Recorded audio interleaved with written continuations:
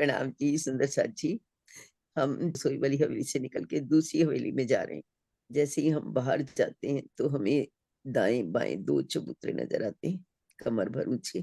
3 सीढ़ी चढ़ के हम बाएँ वाले चबूतरे पे चढ़ गए और वहाँ पर बहुत सुंदर सिंहासन और कुर्सियाँ वगैरह लगी है, गिलम बिछी है, बहुत आनंद आ रहा है। तो मन कर रहा है कि यहीं पर ही सखियाँ आ जाएँ, थोड़ी देर के लिए उनसे बातें करेंगे। फिर सोचा उधर से भी सखियाँ बुला रही हैं, कुछ वहाँ से आवाज़ें लगा रही हैं, इधर आ जाओ, इधर आ जाओ। तो हम 3 सीढ़ी यहाँ से उतर कर के दूसरे वाली 3 सीढ़ी चढ़ के इस दाएँ वाले चबूतरे पे आ जाते हैं। जब वहाँ पर आते हैं तो बहुत अच्छा लगता है।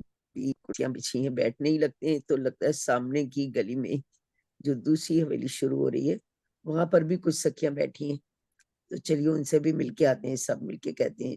तो हम 3 सीढ़ी उतरते हैं, बीच वाली गली में से पार करके अगली वाली गली के जो सामने चबूतरा आया वो भी कमर भर ऊँचा है, बहुत सुंदर चबूतरा है और नीचे गिलम भी बिछी है, ऊपर चंद्रमा भी है और बहुत सुंदर सिंहासन सब रखा हुआ है। तो वो कहते हैं हम लोग चढ़ जाते हैं 3 सीढ़ी ऊपर तो सब एक-दूसरे से गले मिल रहे हैं। फिर सामने एक जो इस अगली वाली हवेली के बिल्कुल सामने दूसरे वाले एक और चबूतरा है, वहाँ भी कुछ सखियाँ बैठी हुई हैं। तो हम कहते हैं चलो उनसे भी मिल के आते हैं। फिर हम सीढ़ियाँ उतरते हैं 3 सब के सब भीड़ की भीड़ सब हम मिलके एक-दूसरे के गले में बाएँ डाल के, हाथ पकड़-पकड़ के नीचे उतरते हैं।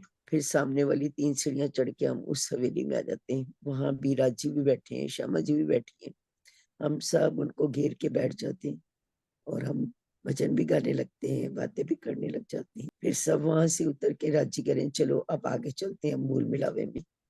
तो वहाँ से उतर जाते हैं, पहले राजी श्यामा जी उतरते हैं, हम भी उनके पीछे-पीछे अगली हवेली का वो पार करके और हम मूल मिलावे की ओर चल पड़ते हैं।